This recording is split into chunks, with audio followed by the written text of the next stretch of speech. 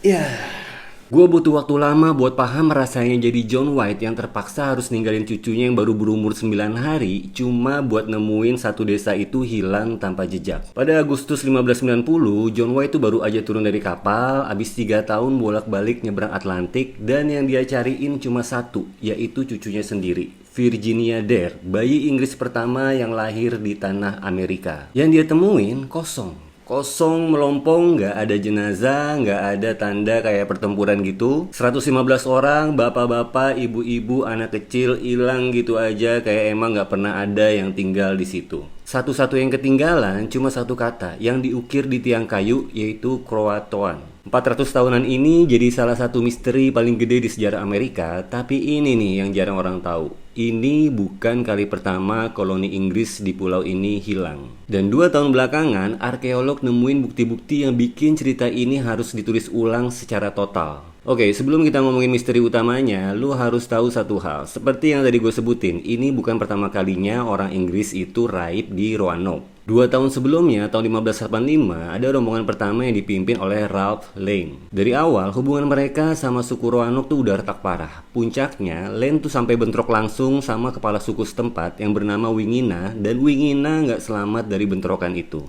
Setelah itu, hubungan Inggris sama suku lokal tuh praktis rusak total. Dan gak lama dari itu, Lane nyerah dan bawa semua orangnya balik ke Inggris numpang kapal Sir Francis Drake yang lagi lewat. Masalahnya, kapten lain yang bernama Grenville itu datang bawa bantuan cuma beberapa minggu setelah mereka pergi dan nemuin koloninya tuh udah kosong. Grenville ninggalin 15 orang buat jagain klaim tanah Inggris di situ sambil janji bakal balik bawa lebih banyak orang. Pas John White akhirnya datang 2 tahun kemudian, tahun 1587, dia mau ngecek 15 orang itu dulu sebelum ngelanjutin misi utamanya. Tapi yang dia temuin di situ cuma satu kerangka aja, yang 14 lainnya tuh nggak ada, raib gitu aja. Jadi sebelum 115 orang itu hilang, udah ada 15 orang lain yang hilang duluan di tempat yang sama. Ini bukan cuma suatu misteri, ini kayak semacam pola yang berulang di lokasi yang sama dan berbahaya. Sebelum masuk ke misteri utamanya, gue mau kenalin dulu karakter utamanya, yaitu John White. Soalnya cerita ini tuh sebenarnya cerita dia banget. Jadi dia tuh bukan cuma pemimpin ekspedisi, dia juga seorang pelukis. Dan lukisan-lukisannya itu mostly tentang suku Algonquian, tumbuh-tumbuhan, sama kehidupan di Roanoke yang sampai sekarang jadi salah satu dokumentasi visual paling berharga dari Amerika di masa-masa awal. Jadi dia emang orang yang perhatian sama detail dan manusia. Nah, di antara 115 orang yang dia bawa ke Roanoke tahun 1587 ini, ada anaknya sendiri yang namanya Eleanor yang lagi mengandung. Jadi nggak lama habis tiba di Roanoke, ceritanya Eleanor tuh lahiran dan bayinya tuh dikasih nama Virginia, diambil dari nama koloni itu sendiri. Namanya adalah Virginia Dare, bayi Inggris pertama yang lahir di benua Amerika. 9 hari doang setelah cucunya lahir, White tuh harus milih. Stok makanan koloni itu udah menipis parah, dan satu-satunya orang yang punya cukup pengaruh buat balik ke Inggris minta bantuan ya si John White itu sendiri. Jadi akhirnya dia berangkat ke Inggris, ninggalin anaknya, mantunya, sama cucunya yang baru lahir 9 hari itu. Janjinya tuh cuma satu, secepatnya dia bakal balik lagi ke Roanoke. Tapi yang gak dia sangka dan yang bakal ngancurin hidup dia adalah dia butuh waktu 3 tahun buat nepatin janji itu. Waktu itu Inggris lagi perang sama Spanyol. Armada Spanyol tuh udah siap nyerang dan Ratu Elizabeth langsung ngeluarin perintah semua kapal Inggris apapun jenisnya wajib dipakai buat pertahanan negara. Gak ada satupun kapal yang boleh dipakai buat urusan pribadi. Berarti apa? Berarti White gak bisa balik ke Roanoke kan? White udah nyoba segala cara dan sempet dapet 2 kapal kecil buat berangkat diem-diem tahun 1588. Di tengah jalan malah dicegat kapal Perancis dan dia terpaksa balik lagi ke Inggris dengan terluka. 3 tahun, segitu lama waktu yang dia butuhin buat akhirnya bisa balik ke Roanoke. 15 Agustus 1590, kapal White akhirnya nyampe deket Roanoke. Dan pas mereka ngeliat asap ngepul dari arah pulau, semua orang di kapal itu tuh langsung girang. Karena tuh mereka nyangka, wah berarti tuh masih ada koloninya nungguin mereka gitu loh. Lalu mereka nembakin meriam sebagai sinyal dan sengaja dikasih jeda antar tembakan biar suaranya tuh kedengeran sampai ke tempat koloni itu. Tapi nggak ada yang jawab. Besoknya pas mereka nyoba ke Roanoke naik perahu kecil, ombak-ombak di muara tuh lagi ganas-ganasnya. Salah satu perahu mereka kebalik yang ngebuat 7 orang kehilangan nyawa dalam kecelakaan itu, termasuk salah satu kapten mereka sendiri yang bernama Spicer di depan mata White sendiri sebelum dia bahkan sempat nginjak tanah di Roanoke lagi. Karena posisinya di sini, si John White itu lagi naik perahu yang berbeda. Dia lagi naik perahunya Kapten Cook, yang walaupun diterjang ombak juga, tapi mereka berhasil selamat. Dan pas akhirnya White beneran nyampe ke lokasi koloni pada tanggal 18 Agustus, pas banget itu hari ulang tahun ketiga cucunya, yang dia lihat adalah pemukiman yang udah dipagerin tinggi kayak sengaja dibikin buat pertahanan. Tapi di dalamnya kosong, rumah-rumahnya tuh udah dibongkar rapi dan bukan asal berantakan ya. Meriam kecil yang dulunya ada di situ tuh hilang juga. Dan White nemuin 5 peti yang dulu dia kubur sendiri sebelum pergi, dan 3 diantaranya punya dia pribadi, semuanya udah digali ulang dan diobrak-abrik. Buku-bukunya udah pada sobek dari sampulnya, peta-petanya rusak kena hujan, dan baju besinya juga udah pada karatan. White sendiri nulis di jurnal perjalanannya, dia yakin ini ulah dari orang Dasamang Wepek, yaitu suku yang emang gak akur sama koloninya. Yang nunggu sampai orang-orangnya tuh udah pada pergi, baru mereka gali semua barang-barangnya dikubur yang mereka kira itu harta karun. Tapi di tengah semua kerusakan itu, ada satu hal yang bikin White tuh justru lega. Ukiran itu, Croatoan, diukir rapi di tiang kayu, sama satu lagi huruf CRO doang diukir di batang pohon. Jadi sebelum dia pergi 3 tahun lalu, White tuh udah janjian sama koloninya. Kalau mereka terpaksa pindah, mereka bakal ukir nama tempat tujuannya. Dan kalau kepergiannya darurat, mereka bakal tambahin tanda salib di sebelahnya. Tapi ini nggak ada salib, dan buat White ini justru kabar baik. Artinya keluarganya, koloninya itu pindah dengan sengaja dan aman ke arah pulau tempat tinggal suku Croatoan sekutu mereka. Lalu White minta kapten yang bernama Cook itu buat langsung berlayar ke Croatoan besoknya. Tapi hari itu badannya tuh gede banget, jangkar kapal putus, kapal mereka hampir kandas di karang, dan kaptennya si Cook ini nggak mau ambil resiko lagi dan maksa mereka balik ke Inggris atau ke Karibia. Akhirnya White dipaksa untuk menuruti kaptennya demi keselamatan bersama, dan dia nggak pernah nginjek Roanoke lagi seumur hidupnya.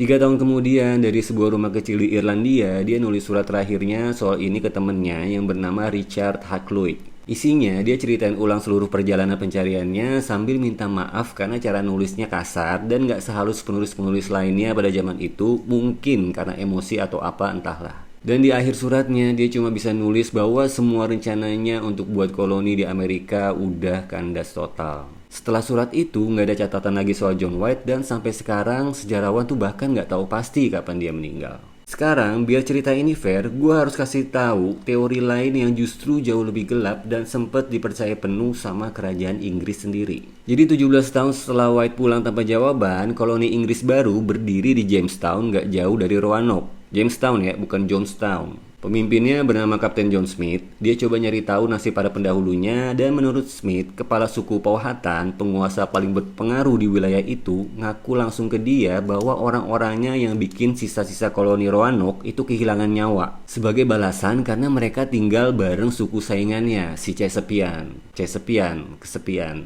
Suku Powhatan bahkan nunjukin barang-barang yang diklaim hasil dari koloni itu ke Smith, contohnya tuh kayak laras senapan tua. Sekretaris Jamestown, William Strachey, itu nulis laporan yang kayaknya itu ngedukung cerita ini. Dia bilang ada suku lain yang tinggal di rumah batu 2 lantai. Yang menurut dia itu adalah teknik bangunan yang katanya diajarin sama orang Inggris yang lolos dari insiden di Roanoke. Cerita ini nyampe ke Inggris tahun 1609, dan Raja James sendiri percaya penuh bahwa Powhatan lah yang bertanggung jawab atas hilangnya koloni Roanoke. Tapi, dan ini penting, sejarawan modern itu banyak yang skeptis. Karena nggak ada bukti fisik sama sekali yang ngedukung klaim ini, nggak ada kerangka, dan nggak ada lokasi pasti tempat penguburannya. Sebagian ahli malah curiga bahwa suku Powhatan mungkin ngomong soal 15 orang yang hilang tahun 1586, dan bukan 115 orang yang hilang tahun 1590. Dua kejadian yang mungkin aja ketukar. Yang menarik, laporan soal orang-orang keturunan Eropa yang tinggal damai di antara suku-suku lokal justru muncul terus-terusan selama lebih dari 100 tahun setelahnya. Jadi ada catatan dari pemukim Prancis tahun 1696 yang ketemu orang-orang bermata biru dan berambut pirang di antara suku Tuscarora. Ada juga penjelajah lain tahun 1709 yang ketemu suku Croatoan yang ngaku sendiri kalau leluhur mereka adalah orang Inggris. Jadi ada 2 cerita yang bersaing selama 4 abad. Yang satu bilang mereka berbaur dan hidup damai, dan yang satu lagi bilang mereka jadi korban konflik antar suku. Dan sampai sekarang nggak ada satupun yang punya bukti final yang kuat buat nutup perdebatan ini. Selama 4 abad, cerita Lost Colony ini jadi legenda, dan versi yang paling sering diceritain justru versi yang paling serem, yaitu diculik, dikutuk, atau hilang ke dimensi lain. Tapi menurut sejarawan Andrew Lawler yang nulis buku The Secret Token, narasi hilang total tanpa jejak itu sendiri sebenarnya baru dibikin populer pada abad ke-19 dan bukan fakta dari abad ke-16. Alasannya tuh lumayan menjadikan loh. Ide bahwa orang Inggris kolonial itu bisa berbaur damai sama suku asli Amerika itu dianggap tabu pada waktu itu. Nah, 2 penemuan arkeologi besar 2 tahun terakhir justru ngedukung teori berbaur ini. Di Hatteras Island, dulu wilayah suku Kroatoan, arkeolog tuh nemuin tumpukan gede hammer scale, sisa dari kayak kerjaan pandai besi gitu, yang teknologinya tuh kayak jelas-jelas sudah dikenal sama orang Inggris, tapi nggak dikenal sama suku asli Amerika. Artinya, ada orang Inggris yang tinggal dan kerja di desa itu dengan cukup lama sampai bisa bikin bengkel pandai besi sendiri. Di sisi lain, di Bertie County, sekitar 80 km ke arah barat, tim arkeolog lain nemuin pecahan tembikar atau perkakas dari tanah liat yang berasal dari Inggris, dari Jerman, dari Prancis, sama dari Spanyol. Tepat di lokasi yang sesuai dengan simbol benteng tersembunyi di peta gambar tangan John White sendiri. Simbol itu sebenarnya udah ketahuan dari tahun 2012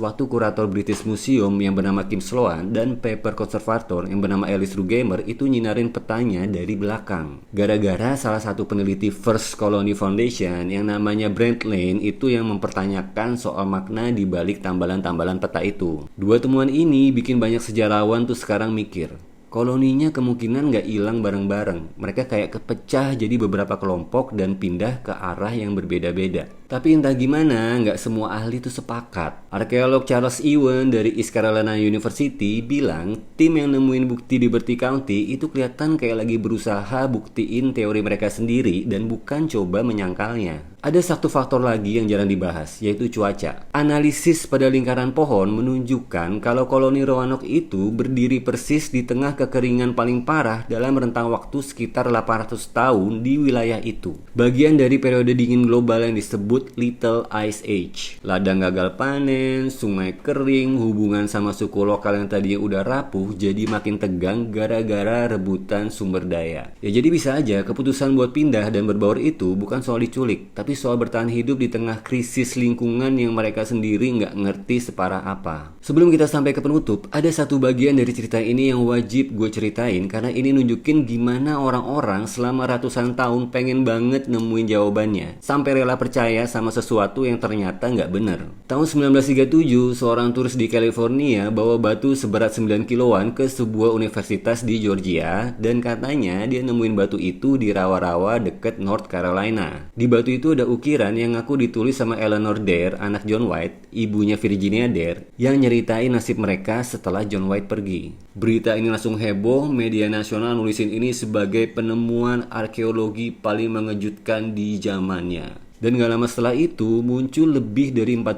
batu serupa dari orang lain yang masing-masing nyeritain babak baru dari perjalanan Eleanor dari sisa koloni yang katanya berakhir di daerah yang sekarang di dekat Atlanta. Tapi 4 tahun kemudian, seorang wartawan investigasi mulai nyari orang yang pertama kali nemuin batu itu. Dan orang yang gak pernah ketemu lagi sejak dia dibayar $1.000, jumlah yang gede banget pada masa itu, dan bilang mau pulang ke California. Hasil investigasi itu nyimpulin hampir semua batu-batu itu adalah rekayasa. Cuma batu pertama yang sampai sekarang statusnya masih bikin para ahli beda pendapat. Karena beberapa penelitian modern nunjukin pola pelapukan di batunya emang konsisten sama sesuatu yang diukir udah lama banget.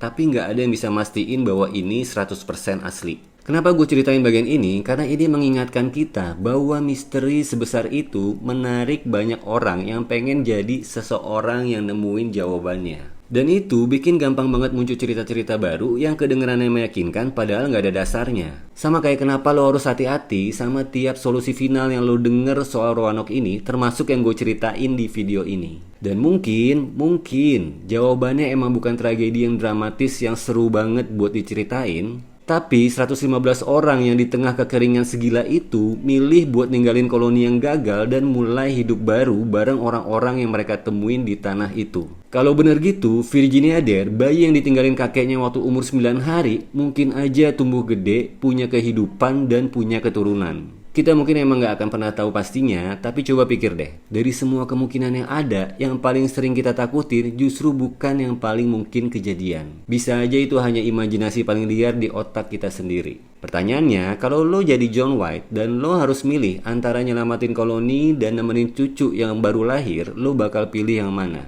Kalau gue pilih yang pertama. Gue Hani, ini Ruang Hani, sampai ketemu di episode berikutnya.